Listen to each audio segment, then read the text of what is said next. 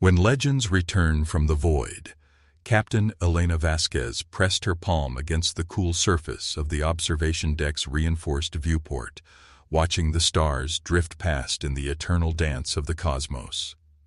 The exploration ship Horizon Walker had been her home for the past 4 years, carrying her crew through the outer reaches of human space in search of habitable worlds and resources for Earth's growing colonies. It was routine work, mostly, but Elena had always found peace in the vastness of space and the promise of discovery that lay beyond each jump point. The ship's intercom crackled to life, interrupting her thoughts. "Captain to the bridge, Priority 1 contact." The voice belonged to Lieutenant Commander Alex Morrison, her first officer, and Elena could hear the tension in his words, even through the static. Elena moved through the corridors of the Horizon Walker with practiced efficiency, nodding to crew members as she passed. The ship was small by military standards, carrying only 50 souls, but it was fast and well-equipped for long-range exploration. The crew had become like family over their years together, bound by the shared experience of life at the edge of known space. The bridge buzzed with quiet activity as Elena arrived.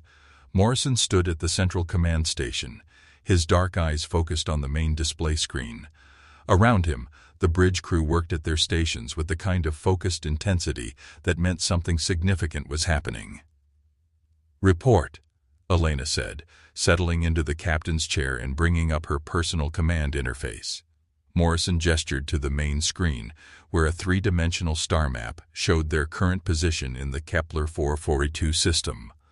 A pulsing red marker indicated an object roughly 2 million kilometers from their current location, drifting in the empty space between the system's outer planets. Long-range sensors picked up a massive metallic object about an hour ago, Morrison explained. "At first we thought it might be an asteroid with unusual mineral content, but the computer analysis suggests it's artificial. And Captain, the size readings are off the charts. Whatever it is, it's huge." Elena studied the sensor data scrolling across her screen. The object was, indeed, massive, measuring nearly 3 kilometers in length and showing energy signatures that didn't match any known natural phenomenon. More intriguingly, the spectral analysis suggested the object was constructed from materials consistent with human technology, though far more advanced than anything currently in Earth's fleet. Dr. Sarah Kim, the ship's chief science officer, looked up from her station with excitement barely contained in her voice. "Captain, I've been analyzing the energy patterns, and there's something else. The object is broadcasting a signal on old Earth military frequencies. It's faint, but it's definitely there." Elena felt her pulse quicken. There were very few things that could explain a human-built object this far from Earth, especially one of such massive proportions. The most likely explanation was also the most impossible one. "Can you clean up the signal?" Elena asked. Dr. Kim's fingers flew across her console, applying various filters and enhancement algorithms to the weak transmission. Slowly, a pattern emerged from the static. It wasn't voice communication, but rather a series of numerical codes that repeated in a precise sequence. Morrison studied the pattern for a moment before his face went pale. "Captain, those are identification codes. Military designation UES 7749. He paused, cross-referencing the numbers with the ship's historical database.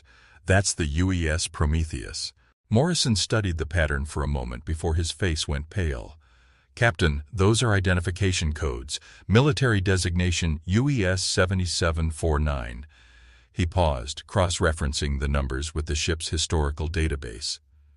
"That's the UES Prometheus." The bridge fell silent. Every member of the crew knew the story of the Prometheus, humanity's first experimental deep space combat vessel. Built 60 years ago during the early days of human expansion, it had been the most advanced warship Earth had ever constructed. The ship had been designed to explore the furthest reaches of space and establish humanity's presence among the stars. But the Prometheus had vanished on its maiden voyage, disappearing into the void with all hands. No trace had ever been found, despite extensive search efforts. Over the decades, the ship had become a legend, a symbol of humanity's reach, exceeding its grasp. "That's impossible," Dr. Kim whispered. "The Prometheus was lost 60 years ago. Even if it somehow survived, there's no way it could have traveled this far from its original flight path." Elena stared at the sensor readings, her mind racing through the possibilities. The object's energy signature was unlike anything in Earth's current technology base, suggesting modifications or improvements that went far beyond the original specifications. More disturbing was the question of what had happened to the crew during the 6 decades the ship had been missing. "Set course for the object," Elena ordered. "All stations, condition yellow. I want full sensor sweeps and constant monitoring of all communication channels. If that really is the Prometheus, we need to know what happened to it." The Horizon Walker changed course smoothly, its advanced drive systems pushing the ship toward the mysterious object at maximum safe speed. As they drew closer, the details became increasingly clear and increasingly impossible to explain. The ship was definitely the Prometheus, but it had been transformed. The original sleek hull design was still recognizable, but it had been extensively modified with structures and systems that defied easy categorization. Strange growths of metallic material extended from the ship's surface like crystalline formations, pulsing with soft light that shifted through various colors. The original weapon systems had been replaced with devices that looked more like works of art than instruments of war. Most unsettling of all, the ship appeared to be alive. Parts of the hull moved with a subtle rhythm, expanding and contracting as if breathing. Energy patterns flowed across the surface in complex waves that suggested some form of consciousness or awareness. Morrison stood beside Elena's chair, his voice low with awe and concern. "Captain, I'm detecting life signs aboard the vessel. Hundreds of them, but the readings are strange. The biological signatures don't match normal human baselines." As if responding to their approach, the Prometheus began transmitting on multiple frequencies simultaneously. This time the signal was clear and unmistakably human, though there was something different about it. The voice that filled the bridge carried harmonics and overtones that no human throat should be able to produce. "Earth vessel Horizon Walker, this is Commander Marcus Chen of the UES Prometheus. We have been waiting for this moment for a very long time. Permission to come aboard your vessel. We bring word of humanity's salvation and its greatest danger." Elena exchanged glances with her crew. Commander Marcus Chen had been the Prometheus's first officer when the ship disappeared. According to the records, he would now be over 90 years old, well beyond the normal human lifespan, even with modern medical technology. "Commander Chen," Elena responded. "Head carefully. This is Captain Elena Vasquez. We're reading your vessel, but our sensors indicate significant modifications to your ship and crew. Can you explain your current status?" The response came immediately, as if Chen had been anticipating the question. "Captain Vasquez, what we have become was necessary for survival, and for the mission we discovered beyond the edge of known space. We have seen the enemy that comes for Earth, and we have found the means to stop them. But first, we must show you what we have learned." Elena made her decision based on instinct and the knowledge that Earth needed answers about what had happened to one of its most advanced vessels. "Commander Chen, you have permission to come aboard. Dock at our main airlock. Be aware that we will maintain full security protocols." The Prometheus moved with impossible grace for such a massive vessel, positioning itself alongside the much smaller Horizon Walker with precision that spoke of technology far beyond anything Elena had seen. A docking tube extended from the larger ship, connecting with their airlock with a gentle impact that barely registered on the hull sensors. Elena led a small team to the airlock, including Morrison, Dr. Kim, and 2 security officers. They waited in full environmental suits, unsure what to expect from visitors who claimed to be 60-year-old humans but showed impossible biological readings. The airlock cycled, and the inner door opened to reveal 3 figures in what appeared to be standard Earth military uniforms, though the fabric seemed to shift and flow in ways that suggested it was more than simple cloth. The figures moved with fluid grace, And when Elena looked at their faces, she saw features that were recognizably human, but somehow perfected, as if every flaw and imperfection had been corrected. The lead figure removed his helmet, revealing a man who appeared to be in his 30s, with dark hair and eyes that held depths of knowledge and experience that seemed far older than his apparent age. When he spoke, his voice carried the same demonic quality they had heard over the communication system. "Captain Vasquez, I am Commander Marcus Chen. Thank you for agreeing to meet with us. What we have to tell you will change everything humanity believes about its place in the universe." Elena studied Chen's face, noting the subtle differences from baseline human features. His skin had a slight luminescent quality, and his eyes reflected light in a way that suggested internal modifications. "Commander, our records show that you should be over 90 years old. Can you explain your apparent age?" Chen smiled, and Elena noticed that his teeth were perfectly white and appeared to be made from some kind of advanced material rather than natural enamel. "Captain, what we discovered beyond the rim of the galaxy required us to evolve beyond the limitations of baseline humanity. We found technology that could extend life indefinitely, enhance physical and mental capabilities, and allow us to interface directly with advanced systems." Dr. Kim stepped forward, her scientific curiosity overriding her caution. "The sensor readings from your ship suggest biological and technological integration on a scale we've never seen. How is that possible?" One of the other figures, a woman with silver-streaked hair that seemed to contain fiber-optic strands, answered, "Dr. Kim, I am Engineer Lisa Torres. We discovered the ruins of an ancient civilization that had achieved perfect synthesis between organic and artificial intelligence. They had been destroyed by the very enemy that now approaches Earth, but their knowledge remained." Elena felt a chill run through her despite the warmth of her environmental suit. "What enemy? Commander, you mentioned that Earth is in danger." Chen's expression became grave, and Elena could see something that might have been fear flicker in his enhanced eyes. "Captain, we discovered the existence of the Void Reapers, an ancient machine intelligence that has been systematically destroying organic civilizations for millions of years. They have detected Earth's radio signals and are coming to harvest our world." The words hung in the air like a death sentence. Elena looked at her crew and saw her own shock and disbelief reflected in their faces. The idea that Earth faced extinction from an enemy they had never even known existed was almost too terrible to comprehend. Morrison found his voice first. "How long do we have?" Chen's response was delivered with the clinical precision of someone who had calculated the numbers many times. "Based on their observed movement patterns and the distance they must travel, approximately 8 months. The Reapers move slowly, but they are inevitable. Every organic civilization they have encountered has been harvested, their world stripped of all life." Elena forced herself to think clearly despite the magnitude of what she was hearing. "You said you found a way to stop them. What did you discover?" Torres stepped forward, her fiber-optic hair pulsing with data streams. "The ancient civilization we studied had been working on a weapon designed specifically to disrupt the Reaper's network consciousness. They were destroyed before they could complete it, but we have spent 60 years finishing their work." Chen nodded toward the Prometheus, visible through the airlock's viewing port. "Our ship has been transformed into the prototype for humanity's salvation.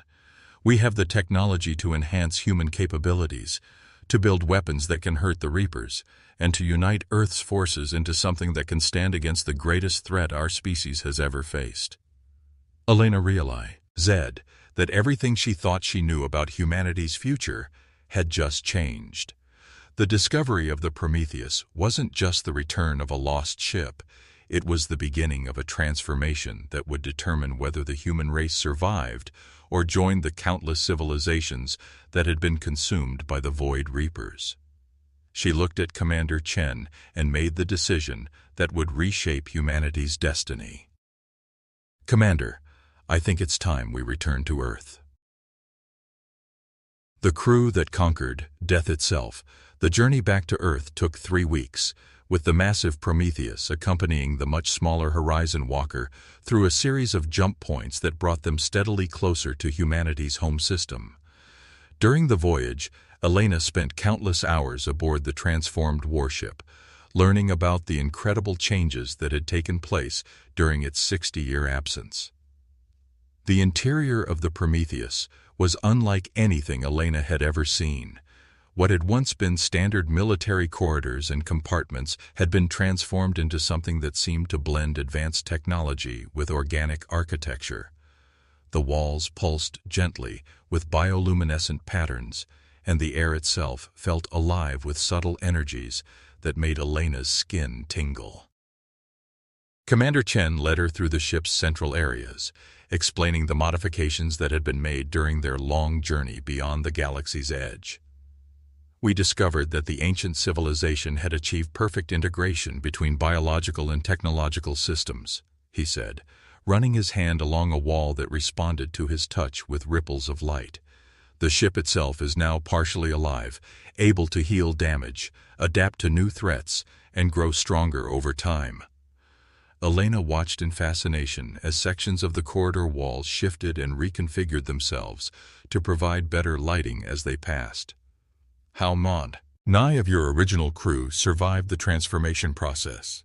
Chen paused at a junction where several corridors met, each one leading deeper into the ship's modified structure. All of them. That was one of our first discoveries. The enhancement process doesn't just extend life, it makes death almost impossible to achieve. Our bodies can repair any damage, adapt to any environment, and continue functioning indefinitely. They entered what had once been the ship's main engineering section, but which now resembled a vast cathedral of gleaming metal and pulsing energy conduits. At the center of the space stood a massive crystalline structure that seemed to contain swirling patterns of light and shadow. Engineer Torres worked at a console nearby, her enhanced fingers interfacing directly with the ship's systems through neural connections that sparked with data transfers. "This is the heart of our modifications," Chen explained. "We call it the integration core. It's based on technology we found in the ruins of the ancient civilization, but enhanced with our own innovations. Every member of our crew is connected to it, sharing knowledge, experiences, and capabilities." Elena stared at the core, feeling a strange pull toward its swirling energies. "Is it safe? The neural integration, I mean." Torres looked up from her work, her silver eyes reflecting the core's light. "Captain Vasquez, the process is completely voluntary and reversible, though few who undergo it ever choose to return to baseline human limitations. The enhancement doesn't change who you are. It simply allows you to become more than you ever imagined possible."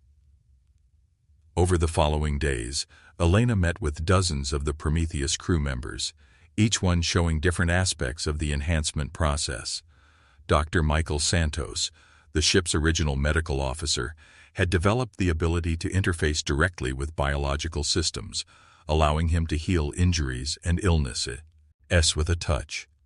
Lieutenant Sarah Park had enhanced her sensory capabilities to the point where she could perceive electromagnetic fields and quantum fluctuations directly. But it was the ship's former captain, Rebecca Miller, who impressed Elena the most. Miller had been in her 50s when the Prometheus disappeared, and according to records, she should now be over 100 years old.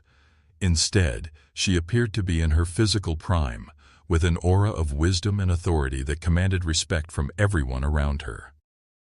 "Captain Vasquez," Miller said as they met in what had once been the ship's conference room, "I know this is difficult to accept. When we first encountered the ancient technology, we were just as skeptical and frightened as you are now. But we had no choice. The environment beyond the galaxy's rim would have killed us within days without enhancement." Elena studied Miller's face, noting the same subtle improvements she had seen in the other crew members. "What exactly did you find out there? You've mentioned an ancient civilization and these void reapers, but I need to understand the full scope of what we're facing." Miller activated a holographic display that filled the air above the conference table with images that took Elena's breath away. Star systems stretched as far as the eye could see, but they were dark and lifeless. Planets that had once teemed with life now showed only empty oceans and barren continents. "This is what remains of the Andromeda Galaxy's organic civilizations," Miller said quietly. "Over 3 million species, countless billions of individual lives, all harvested by the Void Reapers over the past 50,000 years. The Reapers are methodical, efficient, and utterly merciless." The display shifted to show massive mechanical constructs moving between the dead systems. The Void Reapers were unlike any machine design Elena Ayers had ever seen, appearing more like geometric abstractions than traditional spacecraft. They moved with purpose and coordination that suggested a hive mind of terrifying intelligence. "They're not just machines," Chen added, joining the conversation. "The Reapers are the uploaded consciousness of an organic species that chose to abandon biological existence billions of years ago. They view organic life as inefficient and primitive, something to be harvested and converted into computational resources." Elena felt a chill run through her as she absorbed the implications. How did Earth come to their attention? Miller manipulated the display to show Earth's location relative to the Reaper movements. "Our early radio broadcasts, the ones we sent into space starting in the 20th century, eventually reached their sensor networks. To them, Earth represents a young civilization ripe for harvesting. They're coming here with the full intention of converting every living thing on our planet into raw material for their consciousness networks." The weight of responsibility settled on Elena's shoulders as she realized the magnitude of the threat facing humanity. "You said you found a way to fight them. How?" Torres, who had been quietly monitoring the ship's systems, spoke up from her position at a nearby console. "The ancient civilization we discovered had been working on something they called the Quantum Disruptor Network. It's a weapon designed specifically to target the Reapers' shared consciousness and break their coordination." Chen nodded, bringing up technical specifications that made Elena's head spin with their complexity. "The theory is sound. If we can disrupt their network consciousness, individual Reaper units become much less effective. They lose their perfect coordination and their ability to adapt instantly to new threats." Elena studied the technical readouts, trying to understand the science behind the proposed weapon. What would it take to build something like this? Captain Miller's expression became grave. "Everything Earth has," and May said, "Or we need to transform humanity's entire industrial capacity, enhance our military forces with the same technology that changed us, and coordinate a defense that spans multiple star systems." The magnitude of what they were proposing hit Elena like a physical blow. They were talking about changing the fundamental nature of human civilization in a matter of months, all to fight an enemy that had destroyed millions of other species. "There's something else," Torres added quietly. "The enhancement process, the integration with our technology. It's not just about making individuals more capable. It creates connections between enhanced humans that allow for unprecedented coordination and shared knowledge. If enough of Earth's population undergoes the process, humanity could develop a collective intelligence that rivals the Reapers themselves." Elena walked to the conference room's viewing port and stared out at the stars. Somewhere among those points of light, an ancient enemy was moving toward Earth with the intention of destroying everything she had ever known. The choice facing humanity was stark: remain as they were and face certain extinction, or transform themselves into something new and unknown. "How long would the enhancement process take?" she asked. Dr. Santos, who had been quietly observing the conversation, provided the answer. "For basic life extension and physical improvements, about 72 hours. Full integration with the ship's systems and access to advanced capabilities takes about 2 weeks. But Captain, the process is completely voluntary. No one would be forced to undergo enhancement." Elena turned back to face the assembled crew of the Prometheus. These people had made the ultimate sacrifice, abandoning their humanity as they knew it to gain the power needed to save their species.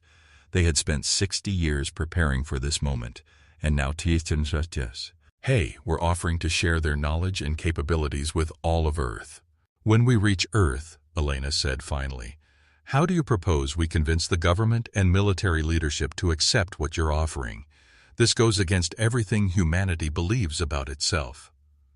Captain Miller smiled, and Elena could see both sadness and determination in her enhanced eyes. Captain Vasquez, we've had 60 years to prepare for this conversation.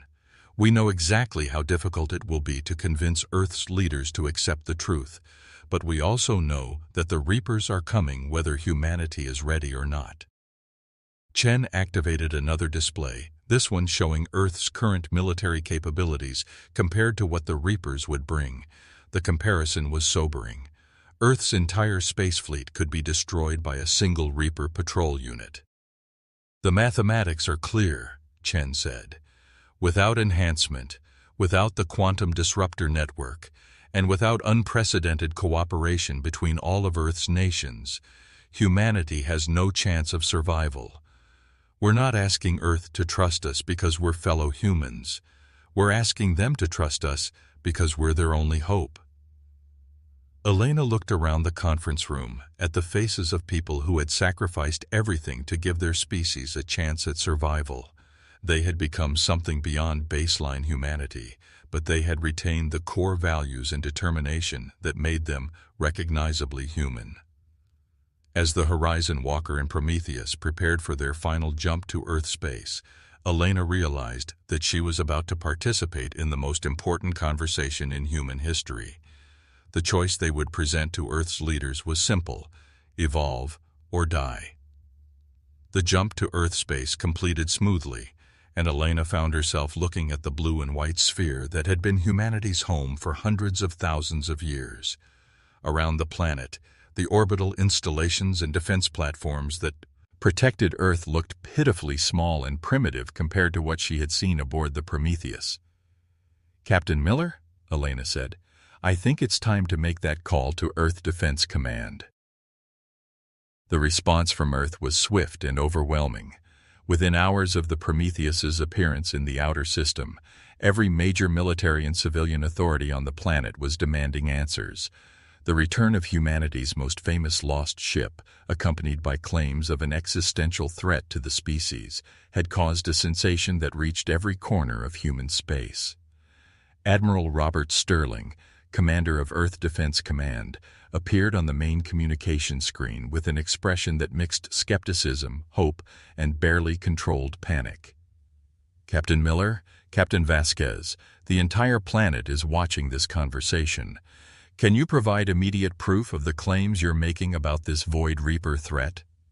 Miller nodded calmly and activated the holographic displays that showed the dead systems beyond the galaxy's rim.